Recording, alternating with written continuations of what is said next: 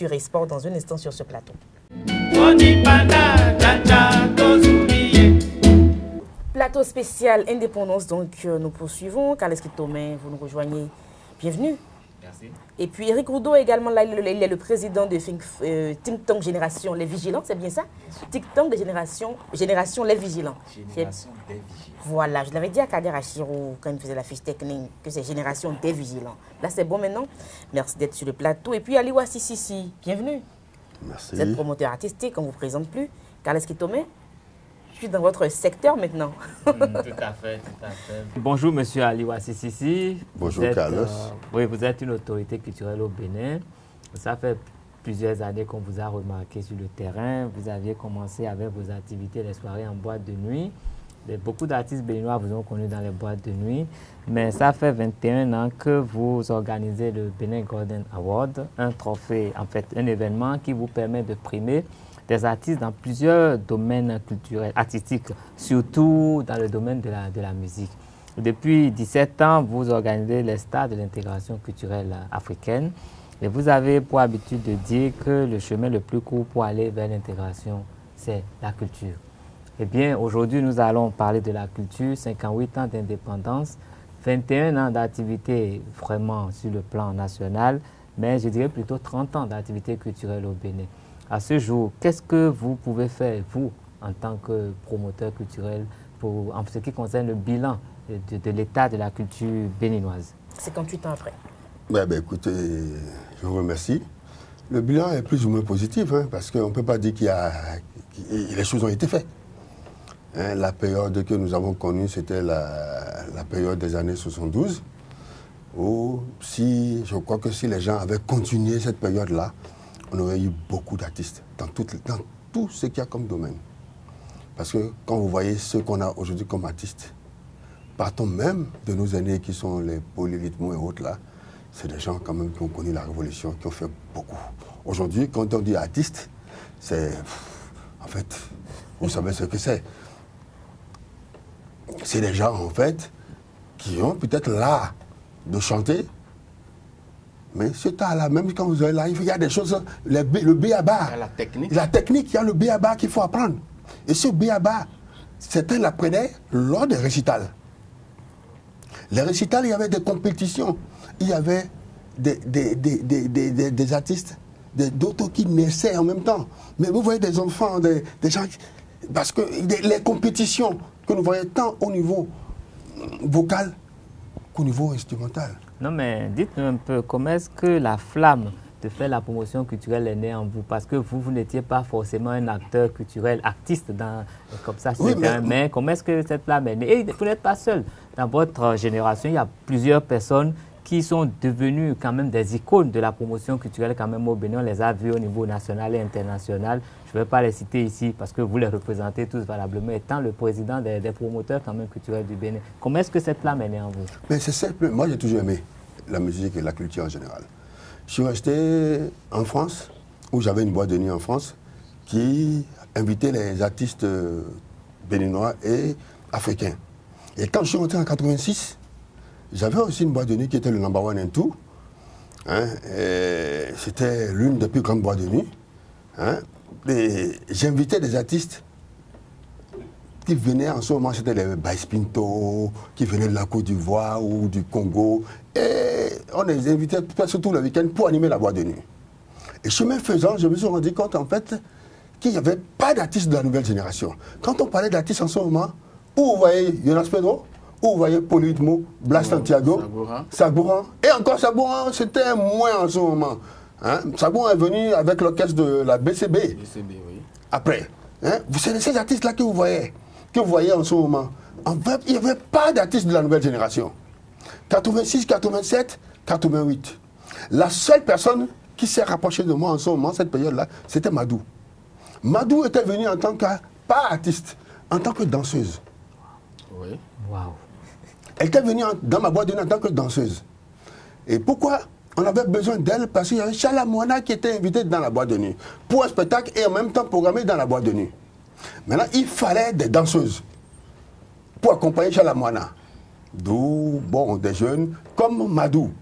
Bon, je crois qu'après, elle a été inspirée elle a été inspirée, elle a commencé à mimer des gens comme Chalamouana, Aïcha Koné, elle a commencé à les soutenir. Bon, elle a fait son petit chemin, aujourd'hui elle est devenue aussi une star. Bien sûr. Donc, cette période-là, on se posait la question, mais il n'y avait pas d'artistes de la nouvelle génération. D'où l'idée est venue de créer un événement, peut-être, pour récompenser les artistes. Si on créait cet événement-là, peut-être qu'on pourra avoir, les gens vont sortir. Et je crois qu'on avait créé l'événement en 97. Et quand j'ai sorti l'événement qui était le Bénin Golden en 97, je vous dis, j'ai fait la une des journaux pendant près d'un mois. Parce qu'il y avait mes frères et sœurs, Charles Toko, qui était le matin, et il y avait Luc Aimé Dansou. C'était ceux-là qui étaient là en ce moment. Ils gardaient le temple. Non, j'ai fait la une des journaux parce qu'en fait, il y avait trop de polémiques. C'est comme celui-là, d'où est-ce qu'il vient? Un événement comme ça qui vient, on entendait parler de ce genre d'événement à l'extérieur. Mais en Afrique, d'où est-ce qu'il vient celui-là? Qu'est-ce qu'il veut faire? Oh, c'est du saupoudrage. Effectivement, il y avait des artistes aussi qui étaient allés voir les journalistes pour dire, mais celui-là, il veut faire du faux, il veut récompenser les artistes qui connaissaient à la tête du client. Voilà. Je me rappelle un artiste qui allait voir Justin Sossou, mon frère Justin Sossou, qui était en ce moment un grand animateur. Hein? Et dit, mais écoute, il y a tel monsieur, vous le connaissez, il veut organiser un événement pour récompenser les artistes. Je suis sûr que c'est du pipeau. Il veut faire ci. C'était Bizengor. C'était Bizengor. Et Justin Sossou a dit, mais je connais le monsieur, il ne peut pas faire ça. Justin a organisé une émission, je suis allé, j'ai dit non. Si il est bon, si c'est un artiste qui est bien, il va gagner. Parce qu'en fait, il fait partie des artistes qui marchaient en ce moment-là. Oui, oui. Mais la peur, il y avait la peur. Il y avait aussi Robinson Sipa, coiffé par les frères Kenom, qui disaient non, c'est du pipeau. Parce qu'en fait, j'ai compris que tout ce monde-là avait peur de ne pas gagner. Manque de confiance. Manque de confiance. Oui, mais dites-nous, comment est-ce que ça a pris? C'était difficile au début, mais comment est-ce que ça a pris finalement l'événement? Et quel impact dans le contexte béninois? Ça a pris parce que ces mêmes journalistes d'antan, Charles Toko et autres, qui ont créé un mythe, qui ont fait de la polémique. Quand on a fini la soirée, et que nous avons récompensé les gens qu'on devait récompenser, et que c'était normal, c'est encore ceux-là qui ont fait la promotion de cet événement. Parce que les critères étaient clairs. Les critères étaient nets. Si tu es dedans, tu passes. Tu n'es pas dedans, tu es à côté. Voilà. Ah, je me rappelle. Voilà. C'est maintenant que je me rappelle. Fernando a participé plusieurs fois. J'ai contribué à la promotion de cet événement. Voilà. Donc, c'était comme ça. Ils ont épousé l'événement après parce qu'ils ont vu que c'était du sérieux. Et que ça pouvait amener notre pays loin. Allez, voilà. merci Il faut reconnaître aussi que Ali Wassi Sissi apparaissait comme un cheveu sur la soupe. En ce temps-là. On ne le connaissait pas. C'est vrai. C'était les Dagoti qui avaient pignon sur rue. C'est vrai. Mais malheureusement, et c'est là où lui il a innové, Dagoti ne s'intéresse qu'aux stars confirmées. Mais il faut quelqu'un pour poser un acte, pour tirer vers le haut ceux qui sont en herbe. Bien sûr. Et c'est en ça qu'il faut l'applaudir. Il avait une idée originale à l'époque. Parce que, à l'époque, on avait déjà tué la coopérative scolaire et universitaire. Et je vous rappelle, si on avait continué avec la coopérative, parce que dans tous les établissements scolaires, même dans le primaire, et non, ils ne rentrent pas. Vous savez ce que ça signifie? Pas vraiment. Ah oui, c'est... Mais on fait... C'est comme les mises au vert en sport. Des mises au vert culturelles. Non. Et vous apprenez à chanter. Vous apprenez le do, ré, mi, fa, sol, la, si, do. Mais je crois que c'est en train de revenir. Il paraît qu'il y a les places Et ça va sportives et revenir les places culturelles. Les places culturelles aussi voilà, sont les classes sportives et les classes culturelles. On va voir la formule pour... Vous savez, avant là, avant, ce n'est pas par commune. C'est que dans chaque commune là, tous les établissements scolaires, tous les élèves de tous les établissements scolaires, c'est vrai que il y avait des compétitions intercollèges. Et c'est les Bobos, les Gabito Perpétue, les Faniques, Marie Verger, qui tenaient les couleurs, qui défendaient les couleurs. Mais parce qu'il y avait une volonté politique. Mais aujourd'hui, tout ça a disparu parce que, évidemment, mais malheureusement... non, pas la révolution, la démocratie est arrivée avec toute sa chienlit que nous connaissons. La démocratie a tout tué. La démocratie a tout tué en 1990, en fait. Ouais, la révolution c'est est quelque chose de politique. On va revenir à vous dans un instant. La révolution a trop de positif. Oui, la révolution. Parce que, mais quand on vous apprend, la jeunesse béninoise marche fièrement, remplie de vaillance comme un régiment. Nous sommes des militants et quoique très jeunes, montrons que nous sommes l'espoir de l'Afrique. On nous apprenait ça et on chantait ça à longueur de journée. Je vous ai dit tout à l'heure, mais nous on était fiers. Attendez, ma maison est vers la mosquée de Kadianou. Je n'ai jamais pris Zémilian pour aller à l'école à Sainte-Rita. Je n'ai jamais pris Zémilian pour aller m'entraîner au stade Il y avait un raccourci. On dirait qu'il y avait un raccourci. On dirait qu'il y avait un raccourci. C'est vrai en plus. Il y avait de l'engouement, tu avais envie. C'est pourquoi j'ai dit, défilé premier où ça ne me passionne plus, ni sur place, ni à la télé. Non. Et ça, là, ça doit nous...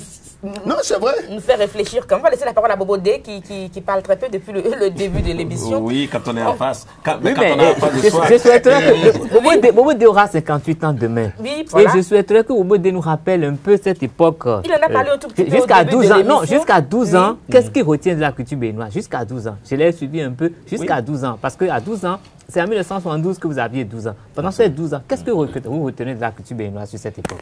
Jusqu'à 12 ans, franchement, on connaissait quoi? Le polyrythmo, les pico-pibon et Jonas Pedro, qui n'était pas vraiment fort encore à l'époque. Black Santiago. Toi, si tu oublies Adjaroui. Oui, non. Parce qu'on a grandi à C'est Calavi. un monument. On a grandi à Calavi. à Calavi. Chaque fois qu'un album de Adjaroui sortait, il y avait Aladi Razaki, voilà. qui mettait l'entonnoir. Tout à fait, tout à fait. Et nous étions tous là. Là, c'est vrai. Et On était petits. Si je me mets à vous chanter Adjaroui, là. Vous avez coaché également beaucoup d'artistes. Oui, mais Des jeunes artistes qui étaient des jeunes talents pour le pays. Oui, cela, c'était bien après quand j'ai découvert Sonia Vidomengo. Voilà. Voilà, qui vit aujourd'hui aux États-Unis. Elle n'est plus là. Et après, il y a eu les pharaons qui sont deux frères, mais qui ne sont plus ensemble. Voilà. Et j'ai fait le premier album de Levodio, sans compter 3 albums de Toro que j'ai produits aussi en temps. Mais aujourd'hui, est-ce que vous avez la même verve? Est-ce que vous avez toujours envie de continuer dans la culture? Lorsque vous voyez tout ce qui s'est passé, tous les coups bas qu'on peut recevoir dans votre domaine, est-ce que vous avez envie de poursuivre ou bien vous vous dites finalement il faut tout laisser, il faut tout abandonner? Tout à l'heure, j'ai dit qu'il y avait un désastre dans cette affaire-là. Parce que, observez, aujourd'hui, il n'y a plus d'aide. Il n'y a plus d'aide. Le fonds d'aide existe ou le fonds d'aide n'existe pas, on n'en a plus aucune idée. Mais il n'y a plus un seul artiste ici au Bénin qui peut se targuer qui à l'heure actuelle, peut encore sortir un disque, puisque les disques ne se vendent plus. Et c'est un problème. Et un véritable problème, puisque je viens de créer, j'ai créé il y a un an déjà un forum sur WhatsApp qui s'appelle Sauvons notre culture. Et nous sommes en train de travailler à cela, parce que ce n'est pas possible. Qu'est-ce que nous allons laisser, nous, à la descendance? Rien. Il n'y a plus un seul disque. Tous les artistes aujourd'hui, ils rentrent en studio, ils font un son, qu'ils appellent single. Voilà. Un son. Il faut le clip. Avant, combien de temps on faisait sur un disque? Non, mais avant, c'était 10 titres. Le minimum, c'était 10 titres. Après, c'est passé à 8 titres parce que les artistes se disent le disque a dévalué. En 1972, jusqu'à 1980, on vendait le 33 tours, tu devais t'en souvenir, à 2400 francs. 20 ans après, ou 30 ans après, le 33 tours a dévalué. C'est-à-dire le CD a dévalué et certaines personnes vendent leur CD à 1000 francs. Alors que le pouvoir d'achat du Bénin Landa a évolué. On ne gagne pas la même chose aujourd'hui qu'on gagnait hier. Vous voyez? Mais voilà, aujourd'hui, il n'y a plus de disques. Et si nous ne faisons pas de disques, comment nous allons pouvoir faire notre promotion? C'est très compliqué. C'est vraiment compliqué puisque il n'y a plus de producteurs en fait. Parce que aucun producteur ne te fera un single s'il ne peut pas vendre ce single et gagner de l'argent. C'est aussi un commerce. Est-ce que va revenir? Allez-y, faites notre réseau pour qu'on puisse passer à Eric Oudou qui est avec nous sur le plateau. Le problème qu'il pose est que le mot n'est pas le mot fétiche, n'est pas sorti. le mot magique n'est pas sorti. La piraterie. Ah oh. Non, ce qu'on dit là. C'est AO. Mais c'est cruel. Non, est-ce que c'est cruel? Comment, ceux qui ont passé aux assises là, C'est criminel. c'est criminel. À peine le produit n'est Mais pas c'est sorti criminel. qu'il est déjà sur le marché. Regardez la belle initiative de Jean-Luc Aplogan. Bénin Passion n'a pas dépassé 2 éditions. Avec tout ce que Jean-Luc Aplogan a mis dans Bénin Passion, je vous dis, on allait à Lomé pour le lancement de Bénin Passion 2 et à la frontière, c'était déjà vendu à 500. Bien sûr. 500! Oh, ça, c'est vite fait, ça. Bien sûr. Mais attendez, c'est cruel, c'est grave, c'est extrêmement grave. Or, quand tu rentres dans un studio, ça se paye. Vous voyez? Et les artistes, bon, tout le monde veut être artiste, dit-on. Malheureusement, c'est le constat. Mais il faut qu'on se dise ceci. La culture, là, si un pays doit se développer, là, la culture, c'est le secteur number one. L'essence même de tout. Parce que prenez même le sport. Quand on parle des piliers de l'olympisme, le mot sport ne sort pas. C'est l'éducation, la culture et l'environnement. Le sport, c'est dans la culture. L'éducation physique et sportive. Voyez-vous? Donc, mais si nous, tout à l'heure, il a pris un exemple. Imaginez que tous les Béninois se soient focalisés sur le Tieng System. Le Tieng System se serait imposé au monde entier. Ça, c'est clair.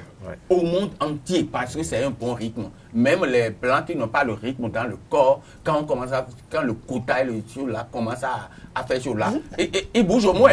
Ils bougent au moins comme des Tchichavis. Fernando, Oui. ce que vous évoquez m'amène à demander à Bobo. Non, on va laisser parler Eric Oudou d'abord parce qu'il est sur le plateau. Non, on va revenir. Parce On va revenir. il a évoqué Peut-être Bénin qu'il va Passion. oublier. Bien sûr, non, on va y revenir parce que dans ce cas-là, il va nous monopoliser dans la culture et puis on va pas le temps passer. Laissez-moi parler avec Eric Oudou, qui On va y est donc revenir. le On va y président de revenir de toute Think façon. Tank Génération des Vigilants, la jeunesse face à l'indépendance aujourd'hui, 58 ans après. Merci beaucoup. Avant de parler de la jeunesse, je partage quand même le plateau avec Des jeunes. Non, des aînés Ça, c'est une contre-attaque. qui ont quand même abordé un secteur aussi sensible que cela. Et j'ai juste quelques mots placés parce que la culture, c'est... aucune nation ne saurait s'en passer d'abord de la culture. Et ils ont même bien planté le décor en disant qu'à l'ancienne époque, avant la démocratie bien sûr, et beaucoup venaient à la musique ou dans ce secteur par passion, par talent. Et mais que depuis 1990, beaucoup y accèdent juste pour la forme. C'est bien la conséquence du fait que nous sommes d'abord dans un pays où pendant longtemps on a pensé que avec l'informel, on pouvait avoir un grand développement. Et donc, le fait de penser toujours que l'informel permet de joindre les 4 bouts, de pouvoir satisfaire ses besoins, fait que beaucoup viennent et ne mettent pas en place des conditions favorables à installer une industrie culturelle, une industrie de la musique et une entreprise en bonne et due forme. Et aujourd'hui, l'aggravation du chômage fait que beaucoup, lorsqu'ils finissent, viennent directement dans ce secteur pour servir d'alternative. Parce qu'aujourd'hui, vous l'avez bien dit, nous avons beaucoup d'artistes qui portent simplement le nom d'artistes. Donc, beaucoup sont venus parce qu'ils n'avaient plus une autre option et qu'ils ont vu certains qui sont arrivés, mais qui ont quand même l'option de satisfaire les quelques besoins. Donc, aujourd'hui, il n'y a pas que la question de la volonté politique, parce que même si elle existe et que ceux vers qui il faut appliquer cette volonté politique, ceux-là ont toujours le désir de rester dans l'informel, la volonté politique existera, mais ça n'apportera rien. Et c'est bien sûr le bilan du fonds d'aide à la culture. Ce n'est pas pour donner raison à l'un ou l'autre, mais c'est pour dire que les gens ont quand même eu la chance d'avoir de l'aide pour pouvoir construire quelque chose de grand. Mais ça n'a pas permis à certains d'installer toute une industrie, comme je l'ai dit. Parce que moi, je vois plutôt bien ce secteur et sa valeur économique. Parce qu'aujourd'hui, qu'on le veuille ou pas, en ce qui concerne les financements du domaine de la culture, aujourd'hui, on n'arrive pas à évaluer le risque. Si une institution financière aujourd'hui doit accompagner un artiste, comment cette institution financière, vous voulez qu'elle évalue le chiffre d'affaires de cet artiste? Si l'artiste n'a pas un statut légal, si l'artiste n'a pas une équipe en bonne et due forme, et qu'on ne y voit pas clair dans son chiffre d'affaires, et qu'on sait qu'il y a des artistes qu'on peut appeler du jour au lendemain, leur donner un petit papier, sans une facture, sans une décharge. Donc, quand il n'y a pas une clairvoyance, c'est-à-dire une transparence, une clarté dans ce que vous faites, il y aura toujours des difficultés pour évoluer. Donc, ce que moi je vais proposer par rapport à ce secteur, c'est de travailler avec les acteurs du milieu pour qu'on passe quand même de l'informel au formel. Une fois que nous serons dans le formel, nous allons mettre en place les conditions qui permettent quand même à ce que ceux qui sont dans le formel puissent bénéficier des avantages liés à ce secteur. Parce que là, moi, ça me ferait quand même une fierté, M. Ali Ouassis ici, j'ai vu son événement depuis des années. Mais malheureusement, je suis sûr que s'il était dans un pays comme le Maroc ou la France, on n'aurait même pas eu la chance de le voir ici, parce qu'il serait peut-être parmi les 5 multimilliardaires du Bénin. Il viendra quand même, parce qu'il y a des multimilliardaires qui viendront pas sur le plateau. C'est ta passion, et puis il ne sait pas se dérober à cela. C'est une façon de dire. Ce qu'il dit est réel, en fait. Voilà. Parce que quand vous allez... Non, ce qu'il dit, c'est réel. Parce qu'en fait, quand vous allez dans les pays anglophones, le Nigeria à côté, un gars qui a un petit événement, de rien du tout. Pour le voir, c'est un problème. Vous ne pouvez pas le voir. Parce qu'il n'a pas de il a même... Non, il y a un mythe qui est créé autour de lui. D'accord. Hein? Ils font exprès pour que vous ne le voyez pas. Parce que lui, là, c'est un mythe. Comme l'artiste qui ne doit pas être dans la rue. Dans la rue. Comme l'artiste qui ne doit pas discuter de son cachet. Voilà. Oui, mais je voudrais imaginez dire... Michael Jackson qui va en France et qui ouvre les fenêtres de sa chambre. C'est des milliers de filles. Mais c'est fini. Et puis il referme. Et c'est organisé. Tout ça là, c'est organisé. Tu ouvres et tu fais 15 secondes. Mais quand on sort, on quitte le Bénin. On va au Mali, au Togo à côté. Mais non, on est accueillis comme des rois. Mais les journalistes, dans nos hôtels, n'en parlons pas. Mais chez nous, bon. Non, monsieur Ali, moi je connais votre valeur et j'ai l'habitude de venir frapper à votre porte. Je vous ai posé 1000 questions. Je vous dérange le BGA 50, le SICA et par rapport à beaucoup de choses, je vous consulte. Et je suis très intéressé par l'allure que prend le débat, dans la mesure où Eric Houdo vient de souligner un aspect très important, l'aspect du financement de la culture. C'est vrai qu'aujourd'hui, tous les artistes béninois se plaignent qu'il n'y a plus de financement dans la culture. Mais pour que les artistes américains se fassent voir et aient la valeur qu'on leur connaît, c'est parce que l'État y met beaucoup sans en attendre un retour.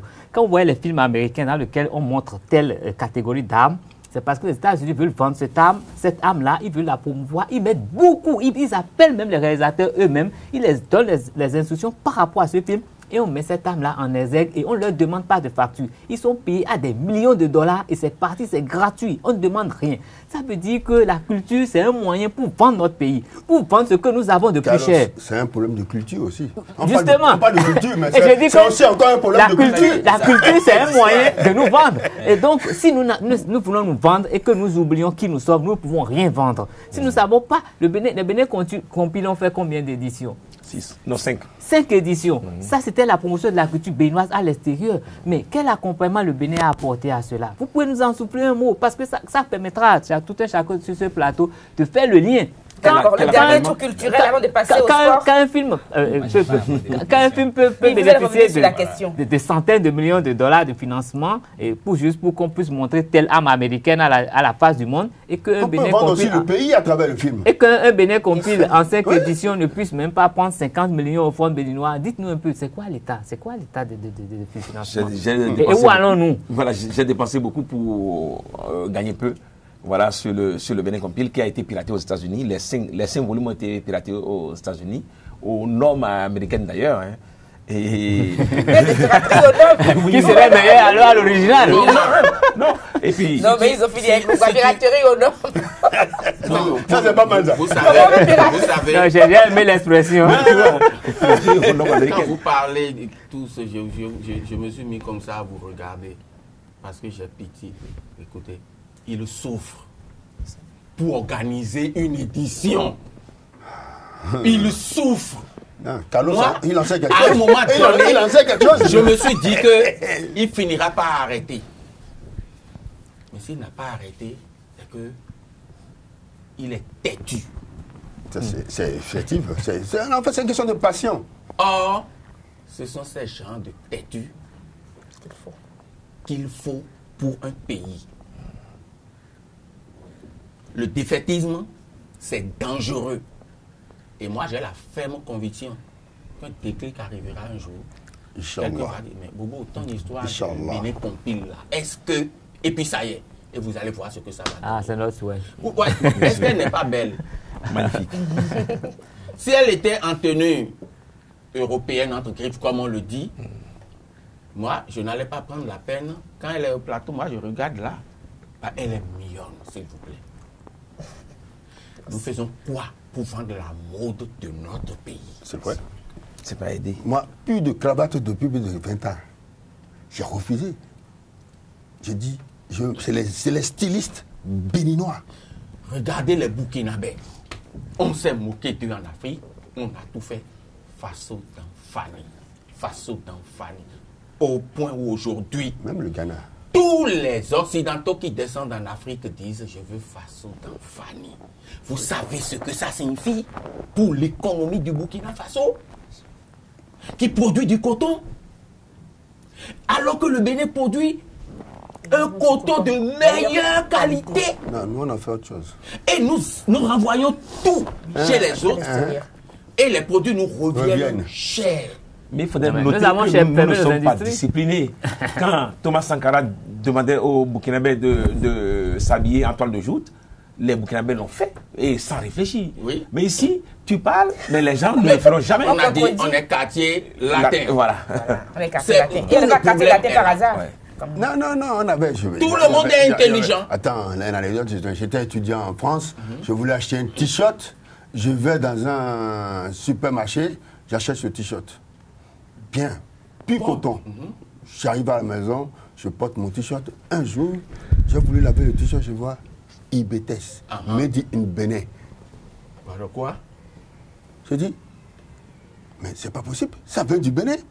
J'ai montré ça à tout le monde. J'ai dit, mais ça vient du pic coton. C'était l'usine qui était implantée Nous qui sommes au Bénin, là, on n'achetait pas. À Paracou. On Mais c'était n'achetait du pas. pur coton. Mais leur serviette. Du pur coton. Mais parce qu'on dit, c'est fabriqué chez nous, ça n'a pas de valeur. Eric, Ça aussi, c'est culturel.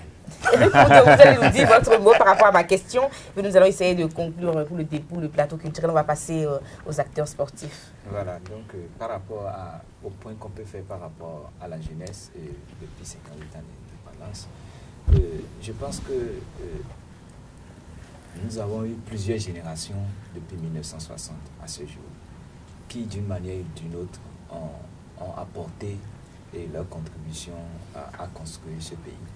Mais je pense que cela n'a pas amené à atteindre le niveau qu'il fallait avoir en ce moment. Parce que 58 ans après, quand même, nous ne devons plus parler d'un taux de sous-emploi de plus de 110%. On ne devait plus parler des jeunes qui finissent à l'université et qui ne savent pas à quel sein se vouer. Et vous savez, récemment, quand on annonçait les examens du baccalauréat, je me suis amusé à faire juste un petit calcul. On a dit qu'il y a 108 000 candidats. Ça veut dire que si on a juste même 40% de réussite, ça fait près de 40 000 étudiants. Est-ce qu'aujourd'hui, nous avons des infrastructures Pour accueillir 40 000 étudiants, que ce soit le secteur privé et le secteur public? Ça veut dire simplement que pendant longtemps, les politiques publiques qui ont été mises en œuvre, c'était pour répondre à des besoins du présent. Elle n'était pas cohérente avec le long terme. Donc, les gens réglaient des problèmes ponctuels sans penser à l'avenir. C'est pourquoi même les Nations Unies, ils sont passés du thème de développement au thème de développement durable. Pour dire, quand vous pensez le développement, cela doit tenir compte des générations futures. Donc, pour dire que la jeunesse aujourd'hui doit savoir que ceux qui sont passés avant nous ont déjà fait quelque chose, mais avec des erreurs que nous devons récupérer pour ne plus commettre davantage d'erreurs. Pour cela, la jeunesse ne doit pas être, comme on le dit, dans un rôle de plainte. Nous ne pouvons pas être jeunes et passer toute notre vie à nous plaindre. Parce que se plaindre n'a jamais changé une nation. Mais quand vous êtes jeune, vous devez vous impliquer dans l'action publique. Parce que lorsque vous êtes en dehors, ceux qui sont là, ils vont décider sous votre dos. Vous n'aurez même pas l'occasion de dire « Ah oui, ça c'est ce qu'il fallait ». Et donc, il faut, comme nous le disons à la génération des vigilants, il faut que les jeunes sachent que l'heure de l'action a sonné. Et l'heure de l'action a sonné pour qu'ils s'impliquent à lutter contre les maux qui minent le développement du pays. Et donc, aujourd'hui, ce qui est primordial et qui est important, et dont a parlé presque tous les participants ici, c'est comment construire le vivre ensemble. Si nous n'arrivons pas à construire aujourd'hui le vivre ensemble, cela sera dangereux. Parce que vous savez, aujourd'hui, la plupart des jeunes, vous voyez, quand on voit les formations de leadership et autres, dès qu'un jeune finit, il va créer soit une association ou un mouvement qui fait pratiquement la même chose que quelqu'un d'autre qui l'avait fait. Alors, donc aujourd'hui, il faut construire le vivant. Parce qu'il faut se mettre ensemble pour être plus fort, pour pouvoir affronter les défis de notre temps. Donc, c'est ce qui est urgent aujourd'hui, c'est de construire le vivre ensemble pour vraiment accéder à un développement prospère, à un développement durable et à un Bénin à l'AFIA 2025, comme on le dit au Bénin pour le PND, et bien sûr à un Bénin révélé, comme merci à vous. Le BAG. Oui. Voilà, moi, il y a pas pour faire la promotion, mais c'est pour dire on a compris. Même si c'était le cas. On a compris. Allez-y. Oui, il y a quelque chose qui m'interpelle énormément. Parce que ça fait 58 ans que nous sommes libres, que nous sommes indépendants. Et si on compte encore 42 ans de plus, ça va faire 100 ans. Mais 42 ans, c'est vite arrivé parce que moi, je me souviens de 42 ans en arrière. C'est que nous, on parle de tout ici maintenant, mais il y a un vrai problème de développement politique dans ce pays dont on ne parle pas. Et souvent, quand on commence avec ce sujet, comme le disait le général Kérékou, les intellectuels taris disent toujours, vous n'êtes pas prêts, nous ne sommes pas prêts pour arriver là. La monnaie. Est-ce que c'est en 100 ans d'indépendance que nous allons changer de monnaie, laisser la France repartir avec sa monnaie et créer notre propre monnaie? Il n'y a qu'à voir. Tous les pays africains qui ont leur propre monnaie sont plus développés que tous les pays francophones qui n'ont pas leur monnaie. C'est-à-dire, je ne parle même pas de la monnaie de la CEDEAO ou une monnaie de l'UA. Je parle même de la monnaie béninoise. Parce que le plus petit pays africain, le Lesotho, a sa monnaie. Et le Lesotho est plus prospère que tous les pays africains.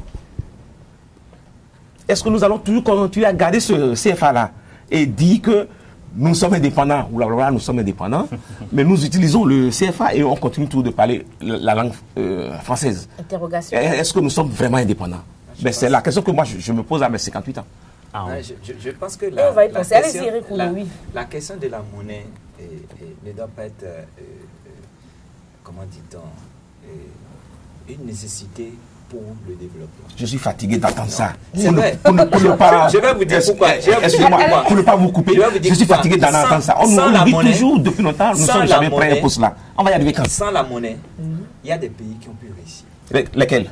Vous voyez un peu. Exemple. Quand vous prenez aujourd'hui même la caricature à l'international, vous voyez d'un côté les États-Unis qui sont la plus grande puissance. Mais ils ont Et le vous monnaie. voyez aujourd'hui, C'est le dollar. en Europe, Hein? tous les pays se mettre en solidarité dans une unité Ouais. pour être plus fort face aux États-Unis.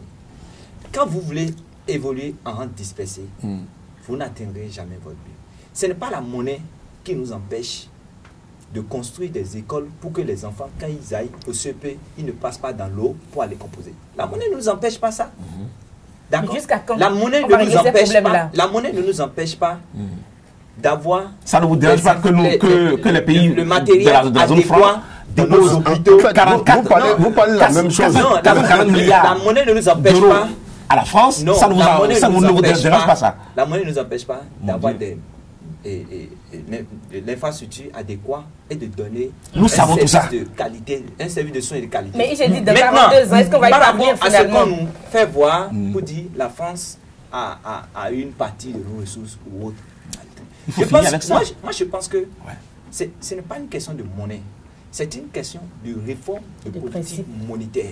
C'est parce que Tout ça, on nous a tout fait- ça, c'est des mots. Non, non, on Il faut nous a passer fait croire, je dis, on nous au a fait- réalisme. On nous a fait croire Ouais. certaines choses. Est-ce que la monnaie empêche le Bénin de produire de vendre au Nigeria? Ce n'est pas ça. Attendez, mais nous sommes sous la domination française. Ça me C'est pas notre monnaie, On c'est va la monnaie revenir française. sur la question. pour dire- Parce que c'est pour permettez-moi dire de libérer simplement- Eric Vous Koudou. comprenez ça Ce qui est- que la ce qui est monnaie, important, ce que qui la est monnaie, important- c'est notre liberté, Ce qui est- non, que c'est notre pas valeur, que notre liberté. que nous laissons Ce qui est important, à la France. ce qui est important, c'est le avec le bien-être temps. social. Et là, Et Koudou, Il n'y a pas que ça. Et Koudou, le bien-être Ouais. social, je pour pense, le faire, je pense c'est que Non, non, je ne suis pas d'accord. si la avec vous. Guinée de Sékou Touré n'a Oui. pas pu prospérer, c'est Oui. parce que sa monnaie a des problèmes d'arrimage avec le franc français. Tout à fait. Et si la révolution béninoise a échoué, c'est parce qu'à un moment donné, le président Kérékou a dit comptons d'abord sur nos Sur propres nous-mêmes. postes et il a voulu que le Bénin puisse passer ses commandes directement sans le parrainage de la France. Je vais Et vous- la France a Eric, tout bloqué. Eric, À partir de cette merci. date, Vous savez, la nous révolution sommes béninoise dans la a échoué. mondialisation. Non, La révolution béninoise a échoué il et faut c'est là écouter. où ça nous Il faut a écouter. conduit. Parce C'est que ce il faut écouter d'abord. l'histoire Eric, est là. je ne peux pas vous écouter personne. L'histoire parle pour nous. Vous savez, Hein. je suis les deux avec beaucoup d'intérêt. Koudou, lui, il est dans la logique du statu quo. Lui, il est dans la logique du révolutionnaire, encore que ce n'est pas aussi révolutionnaire que ça. Je vais faire simplement observer ceci à nous tous. Lorsqu'un pays lourdement endetté, à un moment donné, a les moyens de rembourser ses dettes, s'il a sa propre monnaie, il peut prendre la décision de réévaluer ou de dévaluer sa monnaie. Oui, c'est simple. Ici, les cases. Est-ce que les pays qui ont le CFA en partage sont capables de faire ça? Non. À cette seule question, je crois que la réponse à cette seule question peut déjà nous amener à nous poser des questions sur la nécessité ou non d'avoir une monnaie. C'est extrêmement important. Et l'autre chose, c'est que je ne peux pas, avec mes CFA, aller au Japon et dire que je veux faire change. Tu peux même pas. Ce n'est pas possible. Avec mon CFA, je ne peux pas aller au Canada et dire que Même, je veux faire parlons change. de la France là-bas. Avec mon CFA, même la France. je ne peux Même pas parlons aller de la à France. Paris. Oui. Oui. Tu peux J'ai plus. dit Paris, hein. Sauf dans le Sauf marché, dans le- alors, sauf c'est dans la le marché monnaie. noir. C'est la monnaie. Sauf dans le marché noir. Parce que les Africains qui vont te Oui. prendre ça vont envoyer ça à Oui. Cotonou Eric, ou à Bamako, je ne etc. connais pas ton âge, Donc, mais tu sais, le compte d'abord sur nos propres forces, je vais te dire sa genèse. On va y aller rapidement. Rapidement, oui. Et le président Kérékou est parti en France parce que, d'abord, en Union soviétique, pour aller acheter des machines agricoles, et l'Union soviétique, n'ayant pas reconnu notre monnaie, lui a demandé de passer par la Banque de France. Et revenu en France, n'a même pas été reçu par le président français parce qu'il était un révolutionnaire, n'a pas été reçu par le Premier ministre, a été reçu par un secrétaire d'État qui lui a parlé en ces termes. Vous avez choisi l'Union soviétique et la Chine contre nous. Le franc CFA, qui était à l'époque à 100 francs, un franc français qui était échangé à 100 francs, ce secrétaire d'État a dit au général Kérékou, nous allons vous échanger le franc français contre 250 francs CFA. Et le général a dit, mais vous allez tuer mon peuple. On s'en fout vous avez choisi la Russie contre nous, l'Union soviétique à l'époque, pardon, contre nous. Donc, voilà comment on va vous échanger votre argent. Le contrat d'avance sur le France a été écrit dans l'avion quand Kélékou rentrait de France. Mais c'est cela en fait. Donc la France décide de tout pour nous. Quand elle le veut. Nous sommes de grands enfants. Non. C'est pourquoi il a dit nous devons compter d'abord sur nos propres ressources et sur l'initiative créatrice des larges masses laborieuses. En Afrique, généralement, nous ayons plus passé à une imitation de modèle de développement. Vous voyez un peu. C'est-à-dire, nous disons aujourd'hui, oui, il faut que le Bénin ait sa propre monnaie, parce que le Lesotho, parce que la Guinée, parce que tel pays a pu réussir avec sa propre monnaie, mais parce que le Rwanda l'a fait. Mais le Rwanda est sorti d'une guerre il n'y a même pas 20 ans. Et puis, ce n'est pas d'abord les mêmes réalités économiques, les mêmes réalités sociales, et ce n'est pas la même mentalité. Vous le dites que nous ne sommes pas bien. Donc, c'est pas pour dire qu'on n'est pas bien. Mais je ne vous arrête pas. C'est même pas ce que vous avez dit là, la seule chose que je vous concède, ce ne sont pas les mêmes réalités mentales, sociales, mais c'est les mêmes réalités économiques. Les mêmes problèmes. Nous avons les mêmes problèmes. Les problèmes africains. Les mêmes problèmes. Maintenant, nous on parle de béninoiserie ici, non? Là-bas, c'est la ronde, désolé. Là-bas, quand on dit, les autorités du pays disent, nous allons faire ceci pour avancer, tout le monde porte avec eux. Voilà. Au Bénin, nous sommes démocrates. Vous comprenez? C'est-à-dire, c'est la dictature de la majorité ou du groupe d'intérêt. C'est ça, la démocratie. Tu sais, ça, je ne sais pas si parce que la démocratie, c'est le président, c'est le plus génération des vigilants. Vous allez placer votre mot pour dire bonne fête à tout le monde. Et puis on va vous libérer sur le plateau pour passer au plateau sport avec la reine. Vous serez toujours là. La reine va nous revenir pour le plateau sport pour qu'on puisse maintenant regarder Fernando Ressou et parler sport et culture également. Bonne fête aussi. Bonne fête à Bobodé aussi. Allez-y. Je pense qu'il faut commencer par dire bon anniversaire à M. Bobodé. Ah oui, qui nous invite demain. Qui j'espère va nous inviter demain. Ah ouais, il est bon cuisinier en plus. Je suis à Canada. Il est bon cuisinier en plus. Il fait du bon café, il est bon. C'est pas par goût. Je pense que 58 ans pour une nation comme le Bénin, la cession à son indépendance, ce n'est pas petit. Et je pense qu'il est important aujourd'hui, comme je l'ai dit, que tous les Béninois sachent que le Bénin a besoin de l'unité de ses fils et de ses filles. Le Bénin a besoin plus que jamais de la solidarité de ses fils et de ses filles. Nous avons besoin d'un rassemblement de tous les Béninois pour réussir le développement. Et pour cela, comme on le dit en ce qui concerne l'objectif de développement durable, ne laissez personne de côté. Donc, nous n'avons pas intérêt, c'est un appel qu'il faut lancer aux décideurs, de laisser quelqu'un de côté dans ce processus. Si nous voulons évoluer, nous sommes obligés d'impliquer tout le monde. Et c'est à cette implication que j'invite tous les jeunes à dire, aujourd'hui, à partir de cet anniversaire, il faut désormais que je m'implique pour que mon pays aille de l'avant. Même là où on ne m'invite pas pour que je dise quelque chose pour le développement de mon pays, je me fais inviter de force pour que je puisse placer mon mot et que cela serve. Parce que quand vous êtes au pouvoir, quand vous êtes décideur, vous n'avez toujours pas à l'esprit de voir comment vos choix d'aujourd'hui sont en harmonie avec les générations futures. Donc, il n'y a que ceux qui sont de l'autre côté qui puissent vous dire, attention, si vous faites ça aujourd'hui, demain ça ne marchera pas. Voilà. Donc, c'est sur ces mots que je souhaite à vous. À tout le monde.